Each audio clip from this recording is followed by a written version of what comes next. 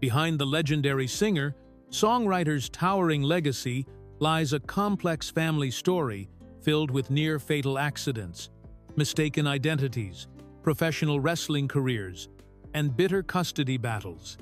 From a daughter's horrific motorcycle crash that nearly ended her life, to a son who vanished from Hollywood's spotlight after television stardom, the Kristofferson children's lives took dramatic turns that few ever knew about. Here's what really happened to Kris Kristofferson's children. Tracy Kristofferson.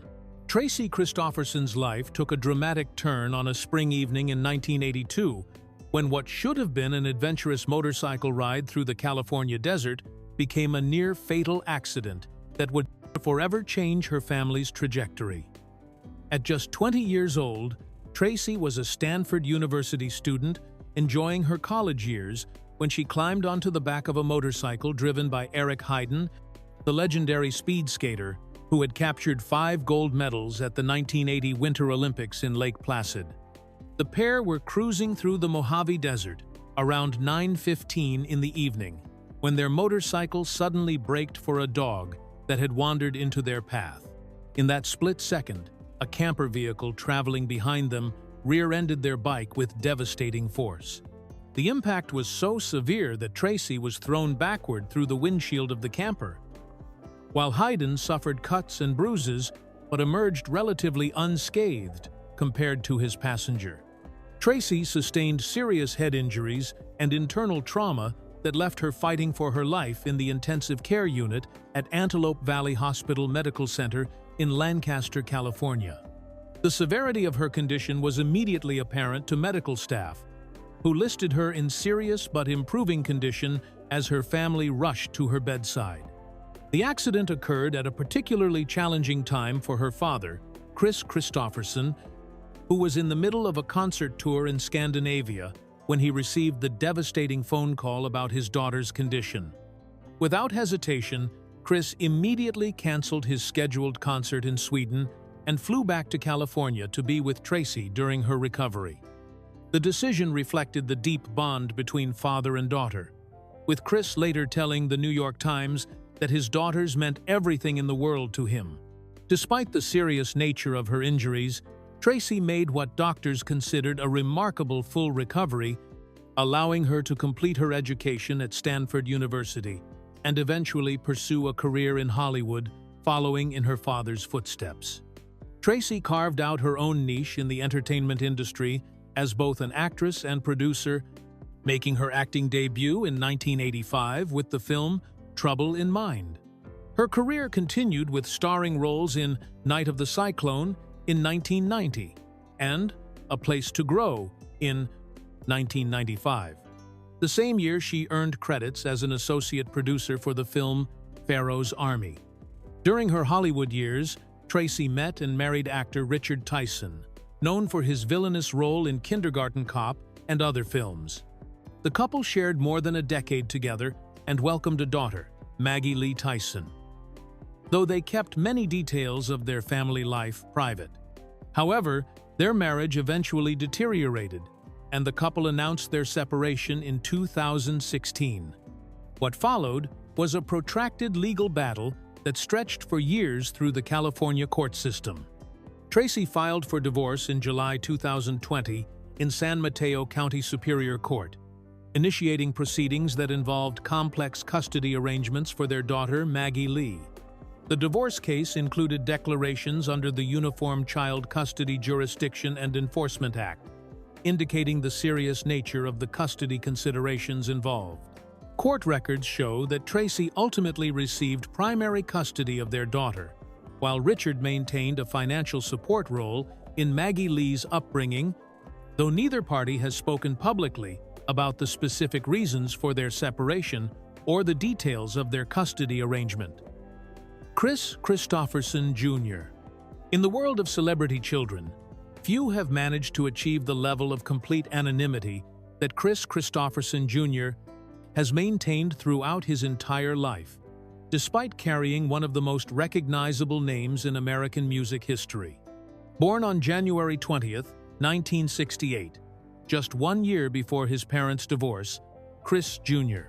inherited not only his father's famous moniker, but also what appears to be a deliberate choice to reject everything that comes with it.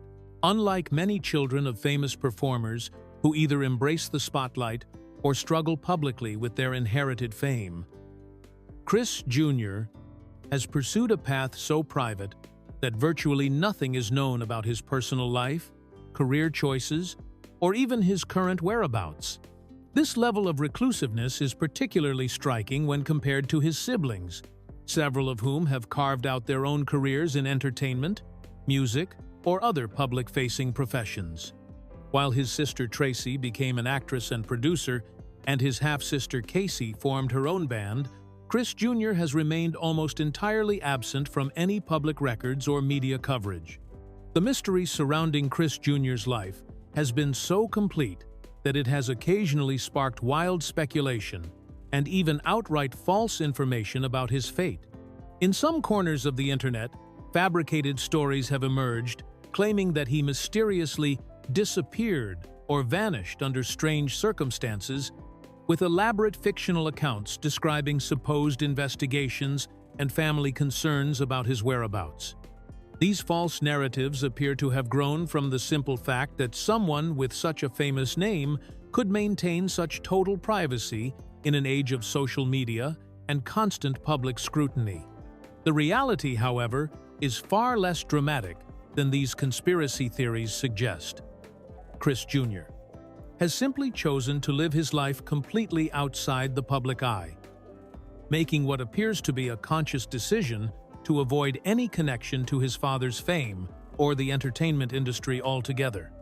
This choice becomes even more remarkable when considering that he was born into a family where public attention was not just common, but often unavoidable, with his father's career reaching new heights throughout the 1970s and 80s. Even during significant family events or milestones, Kris Jr. has maintained his commitment to privacy. When his father announced his retirement from music in 2021 due to health concerns, or when the family later revealed that Kris Sr.'s supposed Alzheimer's diagnosis was actually Lyme disease, Kris Jr. remained absent from any public statements or appearances related to these major family developments. The few photographs that exist of Kris Jr. date back decades, typically showing him as a young child or teenager alongside his father at family gatherings or rare public events. These images serve as virtually the only visual record of someone who has successfully avoided cameras and media attention for the majority of his adult life. His absence from social media platforms, professional networking sites, and public records databases suggests a level of intentional privacy that requires considerable effort to maintain in the modern world. This complete withdrawal from public life stands in stark contrast to the typical trajectory of celebrity children, making Kris Jr. perhaps one of the most successful examples of someone who inherited fame but chose to reject it entirely, living proof that it is possible to maintain total anonymity even when carrying one of country music's most famous family names. Tracy Kristofferson. Tracy Kristofferson's childhood was shaped by the turbulent and increasingly destructive marriage between two of the music industry's biggest stars, witnessing firsthand the volatile relationship that would ultimately drive her mother to flee with her in tow.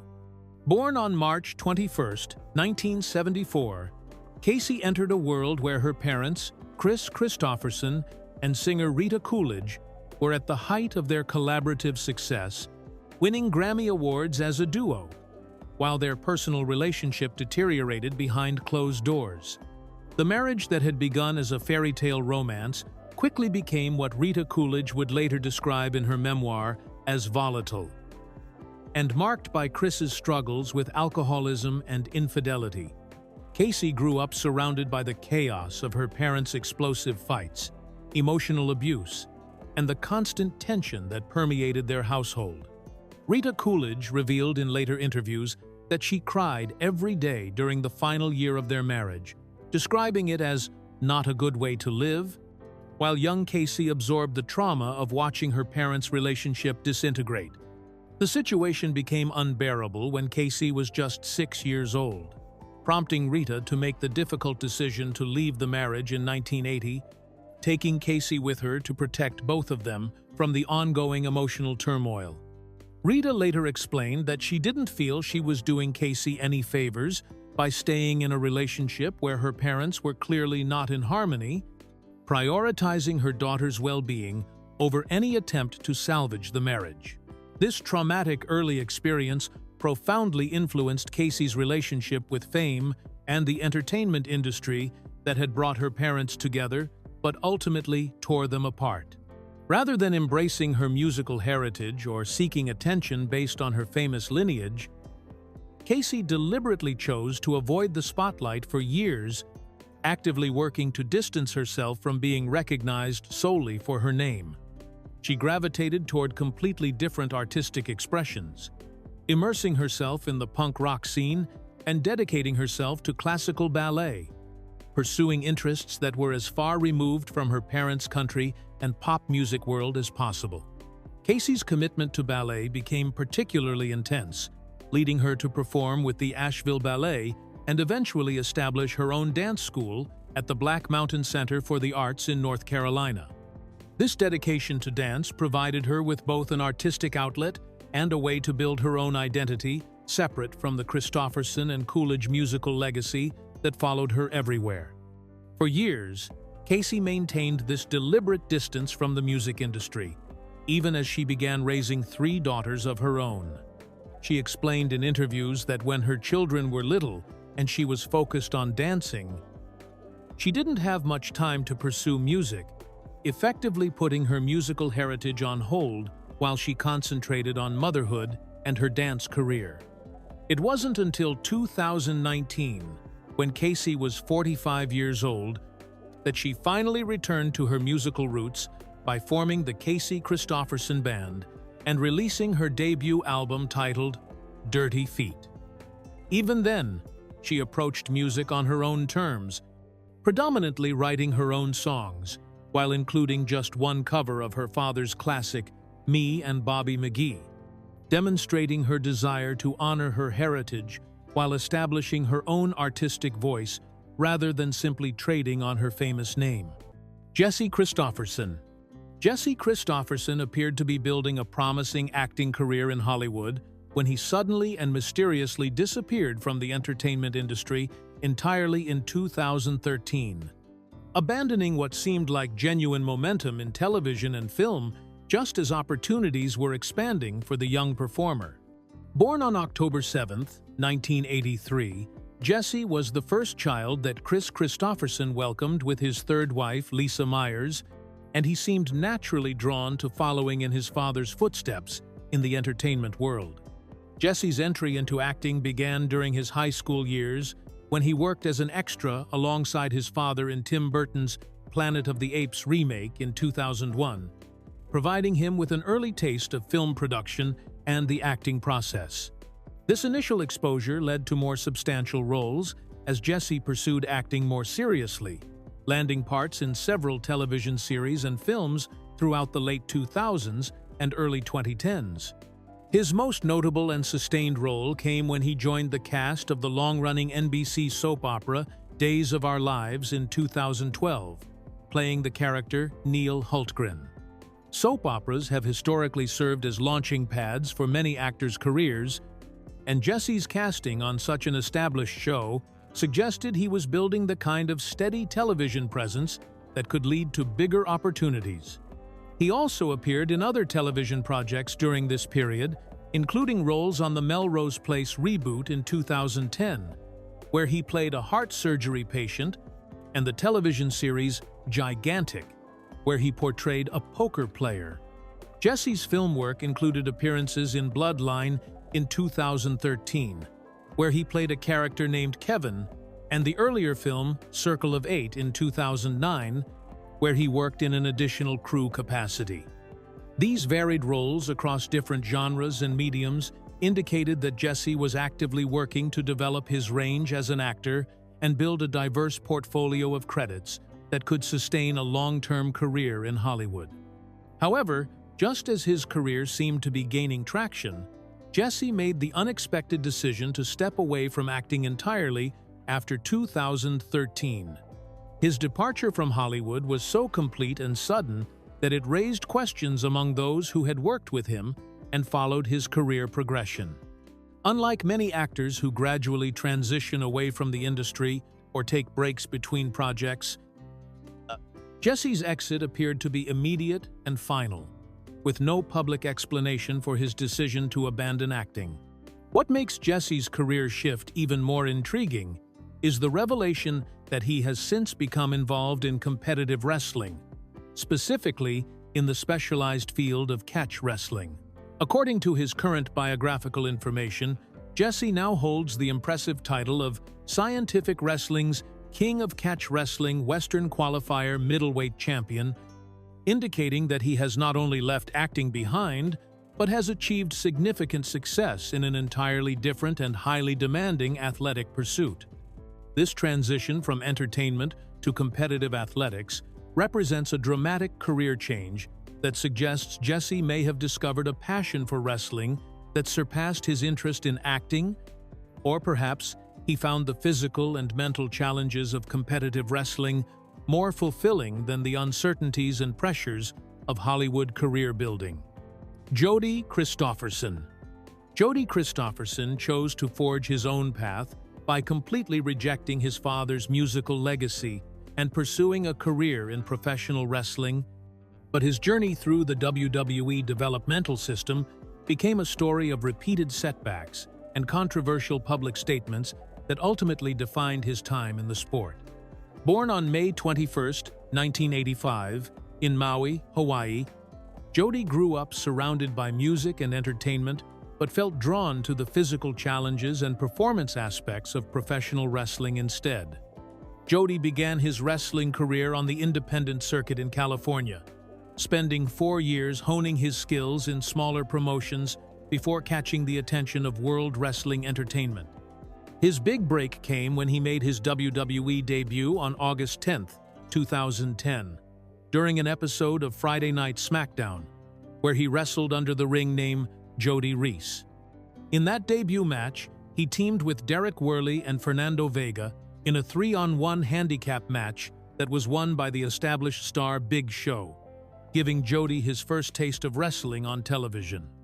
Despite this promising start, Jodi's progress within WWE proved challenging as he struggled to distinguish himself among the hundreds of aspiring wrestlers in the company's developmental system. In 2012, he joined WWE's training roster Florida Championship Wrestling, where he adopted the new ring name Garrett Dillon and began working to develop his character and wrestling abilities alongside other hopeful performers. During his time in Florida Championship Wrestling and later NXT, Jodi formed a tag team partnership with Scott Dawson, and the pair worked together for several months, trying to build momentum and catch the attention of WWE management. However, Jodi's first stint with WWE came to an end in August 2013 when the company released him from his contract. The reason given for his release was that he had failed to stand out among the massive roster of developmental talent, a common challenge in WWE's system where only a small percentage of trainees ever advance to the main roster. Wrestling industry observers noted that Jodi was considered a solid performer in the ring, but lacked the unique qualities, or charisma, that WWE executives were seeking for television programming. Jodi received a second opportunity with WWE when he returned to the company and wrestled under his real name. But this comeback proved even shorter-lived than his first tenure. He was released again, and this second dismissal effectively ended his aspirations of reaching WWE's main roster television programming. During his time in WWE's developmental system, Jodi became involved in a significant controversy when he publicly defended Bill DeMott, who served as head coach for WWE's developmental territories. When DeMott was forced to resign amid serious allegations that he had abused and harassed wrestling trainees, Jodi spoke out in support of his former coach, arguing that DeMott was simply an old-school trainer who didn't deserve the treatment he received. This public defense put Jodi at odds with other wrestlers who had come forward with allegations against DeMott, and his comments drew criticism from wrestling fans and industry professionals who felt that Jodi was dismissing legitimate concerns about training methods and wrestler safety within WWE's developmental program. After his second release from WWE, Jodi returned to the independent wrestling circuit, where he continued his career until retiring from professional wrestling in 2017. Jodi Kristofferson. Jodi Kristofferson deliberately chose to step away from the entertainment world that had defined his family's legacy by pursuing a career in law, but found himself unexpectedly thrust into managing his father's business empire when Kris's deteriorating health condition forced the family to make difficult decisions about the country legend's future. Born in 1988, Jodi followed in his mother Lisa Meyer's academic footsteps by attending Pepperdine University, the same institution where she had studied law, before meeting Kris at a Malibu gym in the early 1980s. After earning his law degree from Pepperdine, Jodi established himself as an attorney in California, building his own professional reputation separate from his father's fame in country music and Hollywood. This choice represented a significant departure from the paths taken by several of his siblings, who had pursued careers in acting, music, and other entertainment-related fields, demonstrating Jodi's desire to create an identity based on his own professional achievements rather than his famous family name. However, Jodi's quiet legal career took an unexpected turn, as his father began experiencing severe memory problems that doctors initially diagnosed as Alzheimer's disease or dementia, possibly caused by head injuries from Kris's earlier years playing contact sports like football, rugby, and boxing. The progressive nature of these symptoms became increasingly alarming for the family, as Kris struggled with memory loss so severe that he couldn't remember what he was doing from one moment to the next, leading him to write a song about his condition with lyrics that reflected his confusion and disorientation. As Kris's condition worsened, the family faced the reality that someone needed to take control of his business affairs and manage his extensive musical catalog and estate. In 2020, when Kris quietly announced his retirement from performing after a 55-year career, Jodi stepped forward to assume responsibility for overseeing the family business operations. This transition was formalized through a partnership with Morris Hyham Management, with Jodi working closely alongside the management company and longtime publicist Tamara Saviano to handle what they described as special projects and to manage Kris's independent record label. Jodi publicly stated that the Kristofferson name had always been synonymous with songwriting as an art form and expressed excitement about reintroducing his father's work to both new and longtime fans through various upcoming projects. This responsibility represented a dramatic shift from Jodi's legal career to entertainment industry management, requiring him to navigate the complex world of music rights, publishing, and legacy preservation. The family's emotional burden was significantly lifted in 2016, when they discovered that Kris's supposed Alzheimer's diagnosis had been incorrect all along. After years of taking medications for a condition he didn't actually have, Kris tested positive for Lyme disease, a tick-borne illness that can cause severe neurological symptoms, including memory loss that closely mimics dementia. The correct diagnosis came when an integrative medicine doctor noticed muscle twitching in Kris's forearms and immediately suspected Lyme disease, ordering blood tests that confirmed the infection. Following 3 weeks of proper antibiotic treatment for Lyme disease, Kris showed remarkable improvement, with family friends describing his recovery as like watching someone come back from the grave, allowing Jodi to manage a revitalized rather than declining legend's business affairs. Kelly Marie Kristofferson. Kelly Marie Kristofferson has spent her entire career working to establish her own artistic identity while constantly fighting against the overwhelming shadow of her father's legendary status, pursuing both acting and music with determination despite the inevitable comparisons that follow her everywhere she goes. Born in 1990, Kelly Marie grew up as the youngest daughter of Kris Kristofferson and his third wife, Lisa Myers, absorbing her father's musical talents and creative drive while watching him navigate the complexities of fame and artistic expression throughout her childhood. Kelly Marie's acting career began to take shape in the 2010s when she started appearing in independent films, working to build her own reputation in Hollywood, separate from her family's established entertainment legacy.